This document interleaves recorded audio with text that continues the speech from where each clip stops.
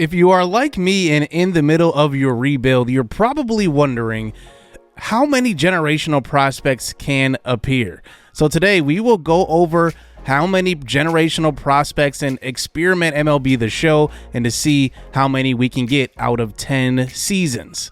So let's start here in season number 1. Can we get lucky and start out this experiment with a generational prospect? And the number 1 overall pick is going to the Pirates, Ted Norris. He is 19 years old. Now, from my understanding, generational prospects are 18 years old. So I'm guessing that he's probably not going to be a generational prospect. But today we can find out, I guess, if there will be 19-year-old generational prospects out of 10 seasons.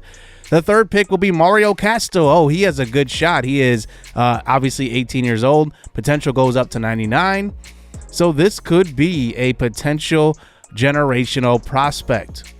So we are controlling the Brewers. We'll see how they draft as well. Julio Padilla ends up being 76 potential, 65 overall. So not a great first round selection by the Brewers. And we'll just see how they do throughout this draft. Looking around, are there any 99 potentials here in season 1? I want to get to Mario Casto, who looks like he had a good shot. JJ Clark, Mario Casto, there he is, 79 overall, 99 potential. They drafted 4 straight 18-year-olds. Actually a pretty good draft here for the Detroit Tigers. They drafted back-to-back 82 overalls behind Casto, but Casto, it's a good start. So we are 1 for 1 in our experiment here. So on to 2024 in the second year of this draft, and we'll see if the Royals can draft a generational guy with their number 1 overall pick, 19-year-old Willie Tejada. I'm actually pretty curious on if there are 19-year-old generational prospects. Maybe there are if they're coming from high school. I'm not sure if coming from junior college there could be. Then Mark Hartley goes number 3 to the Rangers. All right, we're 1 for 1. Let's make it 2 for 2. If we can find a generational prospect in this one, I'm looking at the potentials here. 77, 93, 79, 76, 79. Not a very high potential draft class in season number 2. Another good one for the Tigers, though. They draft an 89 potential guy. But I'm not seeing anybody that is a 99 potential. So far we are 1 for 2. Okay, on to season number 3 in 2025. The Red Sox have the number 1 overall selection. They will draft Brian Cortez, likely not a generational prospect at age 21. Max Carlson, a starting pitcher. He's 18 years old. I am curious also if pitchers can be generational prospects. You would think they could be, but you never know. Manuel Aguilar ends up going number 3. So we'll see what happens. It looks like the Brewers had a terrible first round pick there, 71 potential. Are there any 99 potentials in season number 3 here? Not seeing any so far. I see a decent amount of higher overalls, but nobody with a high potential here in season 3. This looks like a pretty weak class, to be honest. Vladimir Rodriguez wasn't bad, but looking at the rest of these guys, I'm not seeing anybody that is a generational prospect, so chalk it up as a 1 for 3 shot right now. Brian Garcia was 96 potential, but only 69 overall. That's not quite generational. So on to season 4. Let's see who we can find here. Clay Enriquez goes to the Reds, number 1 overall. He was draft ranked number 2 by MLB.com. Eddie Lopez goes number 2 to the Rockies. He's a center fielder, junior college. And then Boston ends up selecting another 19-year-old, Pedro Espinoza, with the number 3 pick as well. He had a potential to possibly go up to 99, so I'm interested to see what his is. Juan Rivas, finally, a good draft pick here for the Brewers. 74 potential, high B, 19 years old. He's going to be pretty good. Strikeouts per 9 is at 77 right now, so a pretty good selection there for my Brewers. And going through, right away, Ronaldo Rojas, 99 potential, 80 overall. He is a power hitter at first base, a terrible fielder though, and he cannot run at all. He's at 18 speed, so that's basically what he's going to be. He might just be a DH for his entire career. Is there another one in this draft. We'll see. Maybe not. Robbie Bestafka. He looks pretty good. Like, this could be a generational guy. I won't count it, though, but he could be generational. A 96 potential, 75 overall. That's really good at 18 years old, too. This draft class is pretty good. Grady Luther, even at C potential, is 71 overall and an excellent hitter. Decent speed. Not bad. Richard Harrell. Wow, this is as close to a generational guy as far as pitchers that we've gotten in this draft class. His walks per nine is at high 79.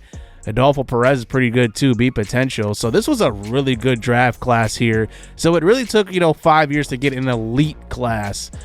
So we're here in season 4, and we are 2 for 4. So we recover a little bit after 2 straight draft classes with no generational prospects. Okay, we are 50% so far. The Giants had the number 1 pick. They select a 19-year-old, and the Cubs with the number 3 pick select a 19-year-old. So 3 straight 19-year-olds drafted in this one. And we'll see if we can get back-to-back classes here with generational prospects. Not seeing any so far. Just going through slowly. And it looks like maybe not in this one. But we are almost through. How about the Rays in this draft class, though? Back-to-back 93 potential guys. An 18-year-old center fielder at 70 overall. That's really, really good. He has an excellent arm, and he's 97 speed. Wow, that's a good prospect right there. Maybe not generational, but it gets the job done. So we are 2 for 5 so far. On to season 6. Let's get back to 50% here. The Royals have the number 1 overall pick. Frank Costa, he's 18 years old, but he's a closing pitcher. So I thought they said this couldn't happen anymore, where closing pitchers don't go top 3 or in the first round, but he went number 1 overall. So I am very, very curious on if that's a bug or if that's supposed to happen.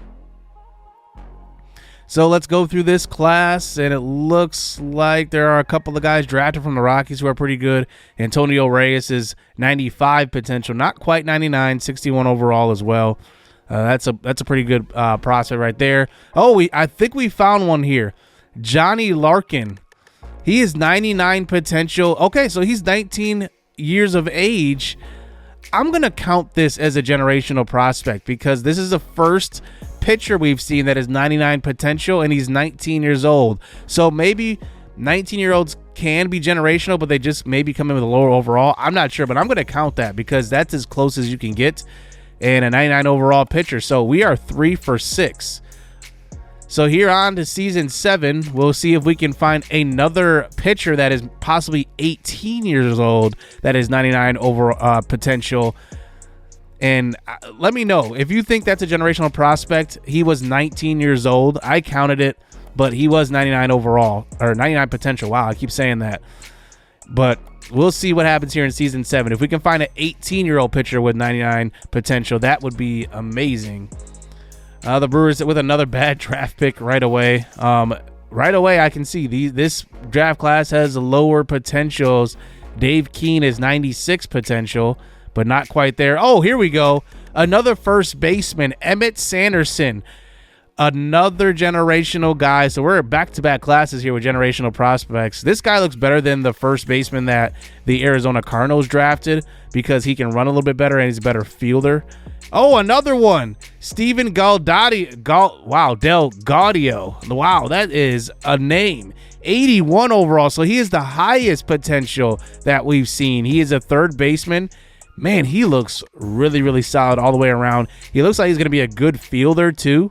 And as a third baseman, I think that's the second third baseman that we've had so far. Oh, Robbie Freitas. Finally. He's 98 potential. I'm calling this a generational guy because that's as close as you could get. He's high overall, 75 overall, 98 potential. Strikeouts per nine is at 83 and walks per nine is at 73. Oh, he's going to be an amazing sim pitcher. So we get 3 in this class right here. That is pretty incredible. Aaron Saul, he ends up being 90 overall. That's pretty good. 90 potential, 74 overall. This is a solid draft class. 3 generational prospects in that one. Okay, season 8, we are 4 for 7, with that probably being I would say the highest ceiling class that we've had so far. I still think season number 4 had like the deepest draft, but that one had 3 guys who were just amazing right away. So season number 8, let's see, Charlie Goodman ends up being the draft pick. Oh, right away, Augustin Espinoza, a shortstop, 99 potential, 81 overall. He looks solid, good speed, and an all-around hitter. Really, really good player right there. So we have another year with another generational prospect. So we will be 5 for 8 after this one. Really, really good draft. The last couple of drafts here. So maybe you just go through a streak of not having a couple like we had in season 2 and 3, and then you just get on a roll. Let's see if there's any more in this class. I'm not seeing any. But at least we get one generational prospect. And it looks like the rest of this class was not good at all. So just one great player in that one. All right, on to season 9. We are 5 for 8. So we are over 50%. And we'll see what the scouts bring to us this time. The Red Sox are drafting in the top 3. Once again, they've drafted in the top 3 quite a bit here in this sim. We're going 10 years, so we have 2 more years remaining. The Blue Jays picking the top 3 for the first time. Tim Geary ends up being their pick. He was 18 years old, too. So let's just see. Wow, the Brewers draft a guy that was draft ranked number 42, and they ranked the number 3, and he's 57 potential. That could be the worst pick I've ever seen. 57 potential, and they had him ranked number 3. That is absolutely terrible. Looking through the rest of this class. Oh, Tim Geary, who was drafted number 3. The Blue Jays got him. 99 overall, 99 potential, and he is at 79 overall.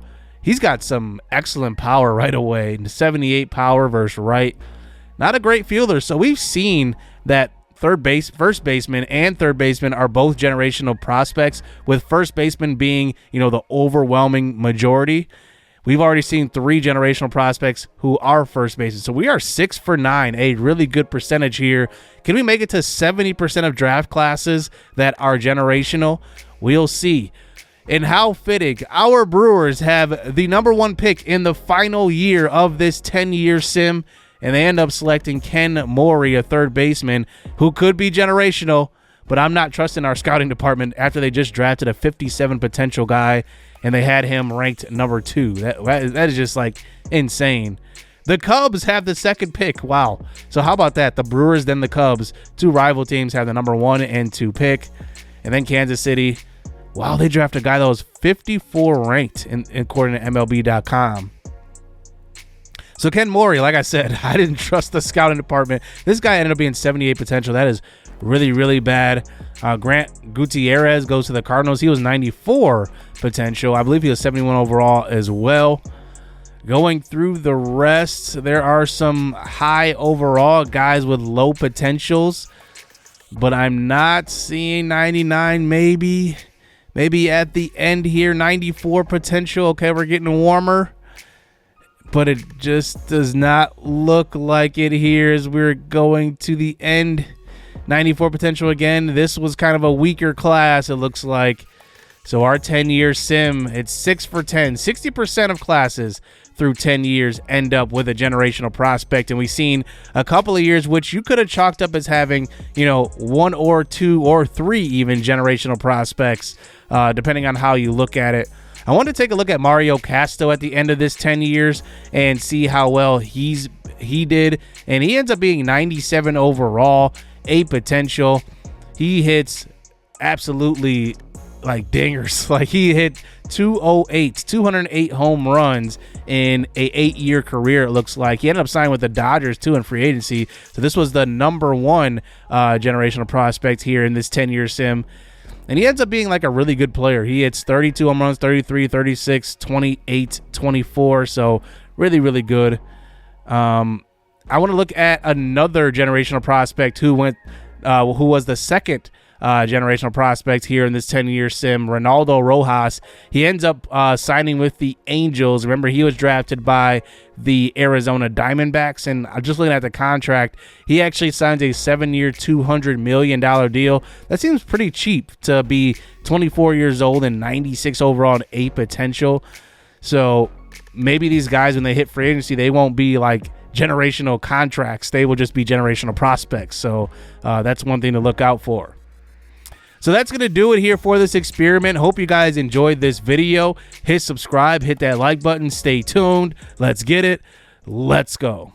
I like getting money, I got time to get it. Target on me, so my car's a tenant. Dancing with the devil, I don't bargain with it. Bobbing in a dash, and the stick is with it.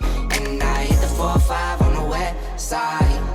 But I'm from the east side, this how we slide. This how we ride, yeah, this how we ride.